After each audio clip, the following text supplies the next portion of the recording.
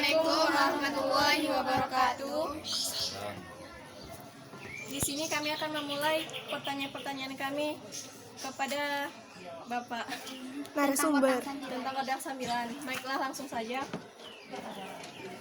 Bapak, menurut Bapak di Mandailing ini kan mempunyai beberapa daerah. Dan setiap daerah mempunyai kodam 9. Dan setiap daerah itu mempunyai perbedaan. Salah satunya tentang pemain.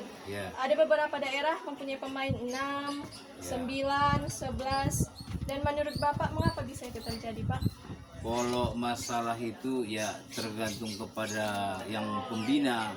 Tapi sebenarnya yang dinamakan Kodam 9 paling minim pemainnya harus 13 orang sama onang-onang sama suling. Kalau yang dibikin kurang dari situ bukan Kodam 9 namanya, yang ya tergantung daerahnya lah.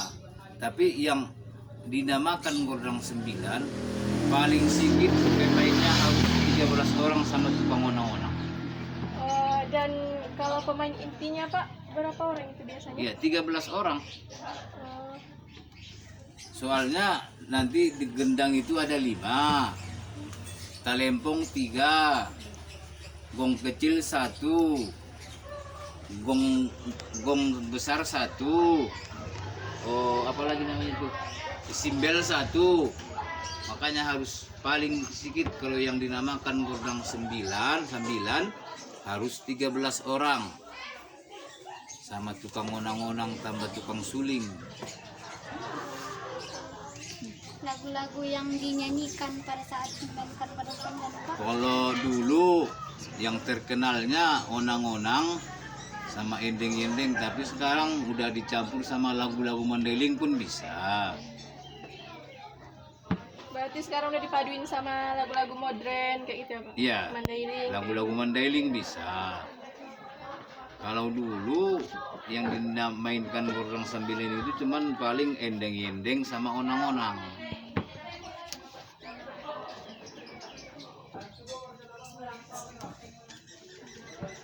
Menurut Bapak, apakah hal yang paling susah dalam bermain kodam 9? Yang paling susah mempelajari Kodam 9 ini yang 3 yang paling besar yang dinamakan ketukan janga.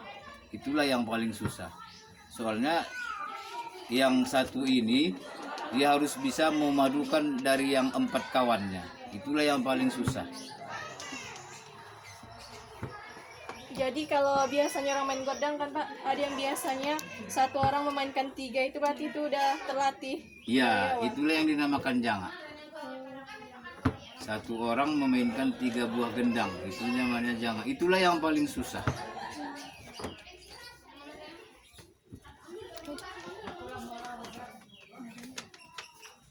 Nada-nada yang biasa dimainkan dalam godang 9. Kalau nadanya namanya yang paling ujung, paling kecil ada namanya tapak kuda, terus tepe-tepe, kudong-kudong, manili atau maniga, terus janga. Dan nada yang paling susah jangan. Iya, dan nada yang paling susah itu janga. Soalnya dia harus bisa memadukan ke-4 nada tersebut. Dialah yang mengunci nada itu. Terbuat dari apa kodam 9? Kalau biasanya kulit sapi. Mengapa sih kodam 9 panjang?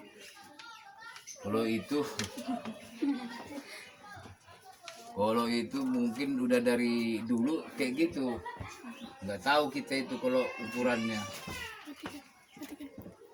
Tidak. Mengapa banyak orang yang mengaitkan kodam 9 dengan hal mistis? Sebenarnya itu mitosnya itu nggak ada yang kesurupan, nggak ada.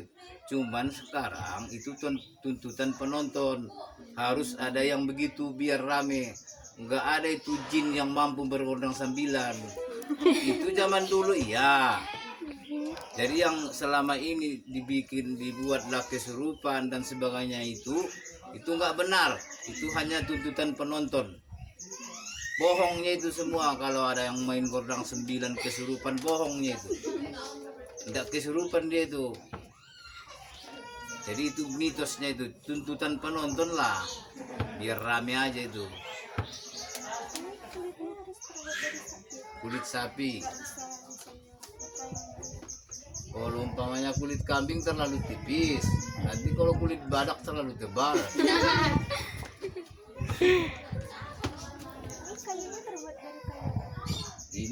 Ini asal kayu aja bisa.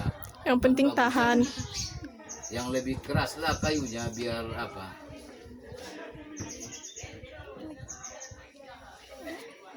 Udah. Dia di Mandailing biasanya di acara apa? Godang Sembilan. Kalau sekarang di setiap pesta perkawinan sudah boleh dimainkan gordang sambilan. Kalau zaman dulu, kalau dia bukan raja-raja nggak boleh. Tapi sekarang udah dirubah jadi asal dia tidak menaikkan bendera kerajaan boleh. Asal di setiap pesta sekarang boleh memainkan gordang sembilan dengan syarat nggak boleh menaikkan bendera kerajaan. Kalau zaman dulu, kalau dia bukan memang raja, nggak boleh main gondang sambilan. Acara-acara penyambutan tamu boleh. Atau ada di daerah itu ada penyambutan tamu dari luar, bolehlah. Berarti semua itu tergantung perkembangan zaman juga ya, Pak? Tergantung. Soalnya kalau kita ikutkan yang zaman dulu, mungkin gordang sambilan ini sekali 5 tahun pun belum tentu. Soalnya jarang sekali raja-raja yang bikin pesta kan. Nah, sekarang udah ada peraturannya udah sepakati oleh raja-raja Mandailing juga bahwa gordang sambilan boleh dimainkan di setiap pesta, tapi jangan dinaikkan bendera kerajaan.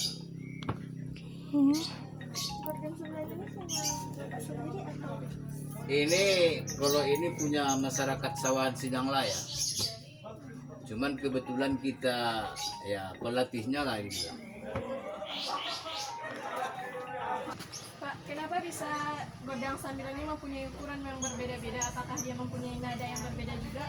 Iya, kalau nada di gordang sembilan ini, kalau ukurannya ya tergantung peminat. Kalau umpamanya diameter yang kecil harus sesuai sama diameter yang di sebelahnya. Jadi kalau ukurannya, panjangnya dan sebagainya ada nadanya itu, nggak bisa sembarangan. Kayak tangga nada juga itu bunyinya nanti kalau kita pisah-pisah kayak tangga nada. Jadi harus sesuai lah. Umpamanya dari yang kecil sebelahnya nggak boleh, umpamanya yang kecil baru gede, baru yang kecil nggak bisa. Sesuai nada juga ini. Kalau nadanya itu dari umpamanya dari yang kecil do re mi fa sol la si do sampai selesai itu.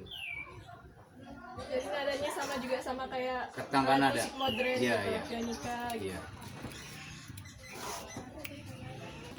Cukup sekian hasil wawancara kami. Apabila ada salah kata dari kami mohon maaf, dan kami akhiri dengan terima kasih kepada Bapak yang telah mau bersedia dan meluangkan kami waktu wawancarai dan menjawab pertanyaan kami, dan kami akhiri dengan Assalamualaikum warahmatullahi wabarakatuh.